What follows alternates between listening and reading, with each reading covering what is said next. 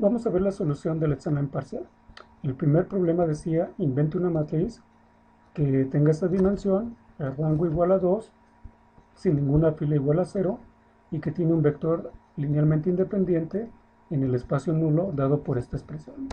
Entonces aquí el problema es que andamos buscando una matriz de 3×4.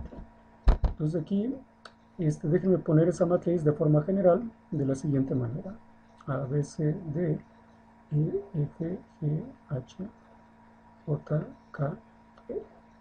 Entonces, ¿qué debe de cumplir esta matriz? Que el rango sea igual a 2 y que un vector del espacio nulo sea este de aquí. Entonces, utilizando esta información de que el rango es igual a 2, vamos a ver qué implicaciones tiene, ¿no?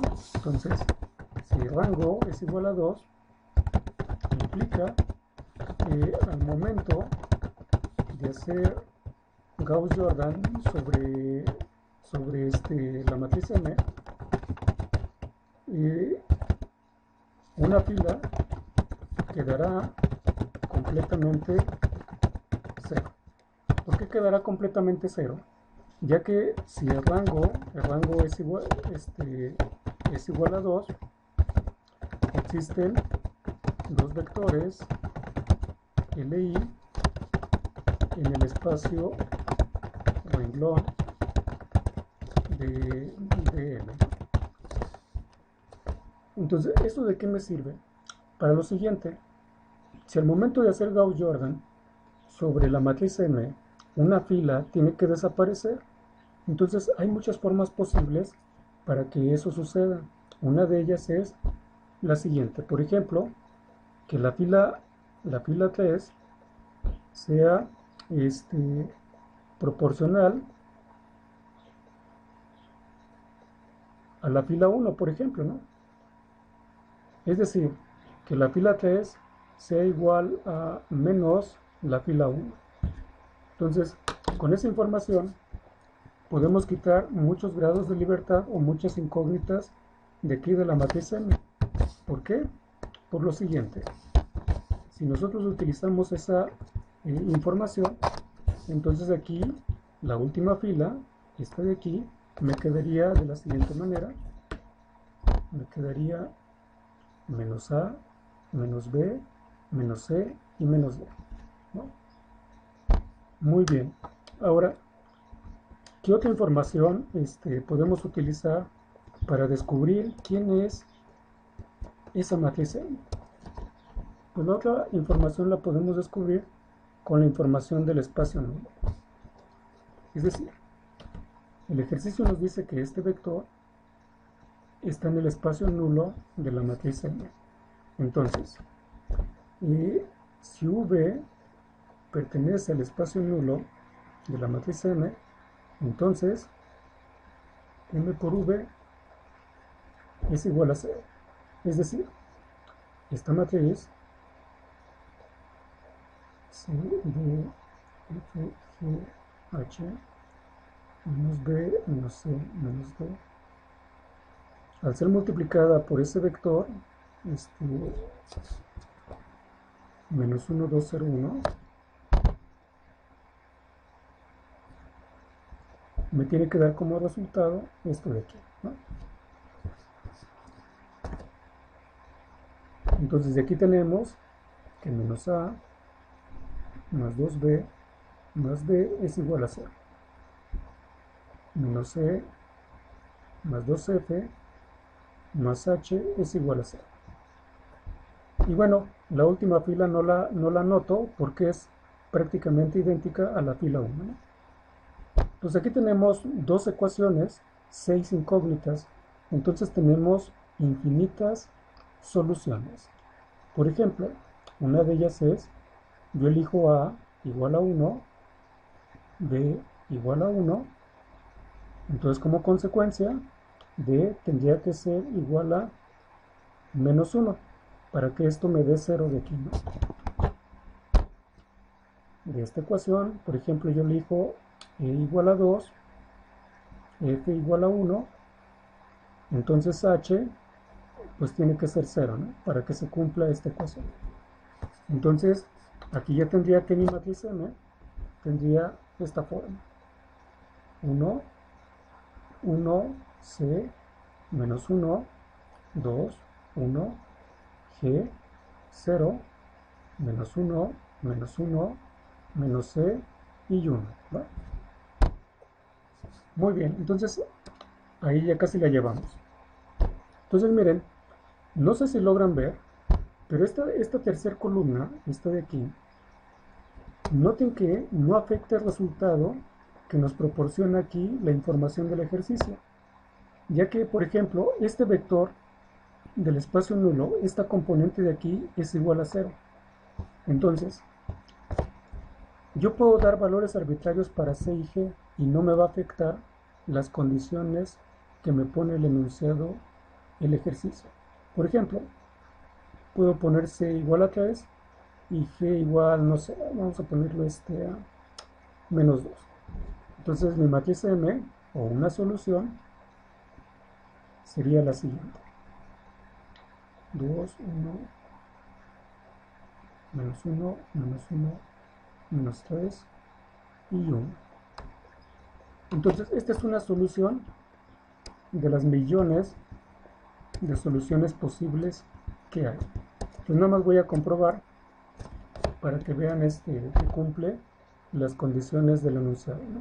Entonces, voy a hacer proceso Gauss-Jordan con esta matriz.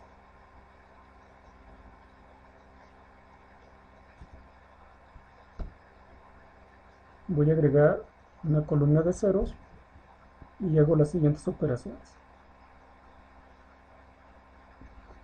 Fila 3 más fila 1. Entonces me quedaría así. Esta fila desaparece. Aquí 0, menos 1. Aquí son menos 6. Entonces aquí serían menos 8. Aquí son 2. Ahí está, ¿no? Muy bien. Multiplico por menos la fila 2. Entonces me quedaría esto. Y aquí a la fila 1 le quito la fila 2. Entonces me quedaría esto. Entonces menos 8 más 3 me da menos 5. Menos por menos me da más. Entonces aquí me queda, ¿no? Y bueno, listo. Si le ponemos etiquetas a cada columna, noten que aquí tenemos 5z menos w. Y de esta fila tenemos que y es igual a menos 8z más 2w. Entonces de aquí ya podemos ver que efectivamente el rango me da 2. Ahí tenemos dos vectores LI del espacio renglón. Y noten, los vectores LI del espacio nulo, pues me quedaría lo siguiente, ¿no? 5, menos 8, 1, 0. Menos 1, 2, 0. Y listo, este es uno de los vectores que me daba el ejercicio. En fin. Entonces hay millones y millones de soluciones posibles. ¿Dónde estaban las claves? En el concepto de rango, que es lo que implicaba el rango, y entonces aquí está lo que implicaba, y el otro punto clave era la definición de espacio nulo, ¿no? De aquí. Bueno, vamos a ver el segundo ejercicio. Para el segundo ejercicio, invente una base B en R3 bajo las siguientes condiciones. A lo mucho, solo un vector de B puede tener dos componentes igual a 0 y el vector U, en términos de esa base, tiene la misma magnitud que en la base canónica. Es decir, nosotros andamos buscando una base en el espacio de 3 dimensiones, es decir, esa base pues debe de tener 3 vectores. Tal que al momento de hacer el cambio de base, la magnitud aparente de este vector en esta base me va a dar la misma magnitud del vector, pero en términos de la base canónica. Entonces aquí la pregunta es, ¿quiénes son estos vectores? Entonces hay millones de soluciones posibles. Entonces en clase yo mencioné, como en dos o tres ocasiones, lo siguiente. Entonces, la magnitud aparente de un vector en otra base diferente a la canónica no cambia si la base B tiene vectores ortogonales y unitarios, ¿no? Entonces, por ejemplo, miren, cuando nosotros hacemos una rotación en Z sobre algún vector, pues nos da otro vector, vamos a llamarle P. Como esta rotación es unitaria, si yo calculo la magnitud de W y calculo la magnitud de P, van a ser iguales, ¿va? Y bueno, en fin, existen otras operaciones que me va a dar lo mismo. Entonces, por ejemplo, la matriz de rotación en Z, que tiene estas componentes,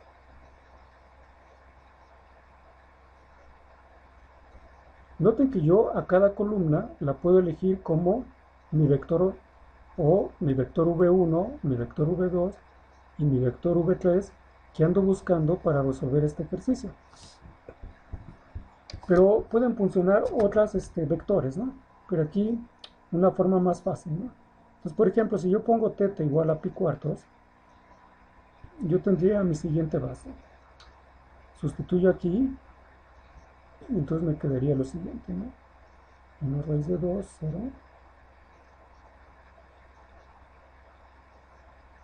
0, 0, 0, 1. Entonces noten que este vector, en términos de esa base, me va a dar la misma magnitud, ¿no? Es decir, en términos de esa base, me quedaría lo siguiente.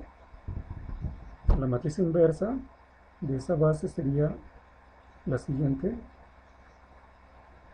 0, 0, menos 3, 4, 0. Entonces las componentes de este vector en esa base me quedarían menos 3 más 4 es 1. Este por este me da 7. 7 raíz de 2, acá 0. Y noten, la magnitud de ese vector pues sería lo siguiente: esto al cuadrado, todo esto raíz cuadrada. Entonces aquí me quedaría 1 más 49 me da 50. Raíz cuadrada de 2 elevado al cuadrado pues me da 2. Raíz, y esto sería 25 y esto sería igual a 5. Es decir, la magnitud aparente también es la misma que la base canónica. En fin. Y bueno, hay muchas bases más, hay muchas bases más. Yo tomé aquí una muy simple. Aquí la clave estaba en esta parte, ¿verdad? En esta parte de aquí. Bueno, entonces ahí estaban los dos ejercicios del examen parcial. Ya no voy a resolver los ejercicios suplementarios porque los voy a dejar como ventana abierta para las primeras 15 personas que me envíen la solución, ya sea de uno o de los dos. Se los voy a tomar ahí como puntos extras ahí en el examen. Entonces únicamente las primeras 15 personas que me lo envíen en limpio el día de hoy antes de las 10 de la noche a mi correo personal, ¿no? Bueno, entonces pues por mi parte es todo. Saludos, gracias.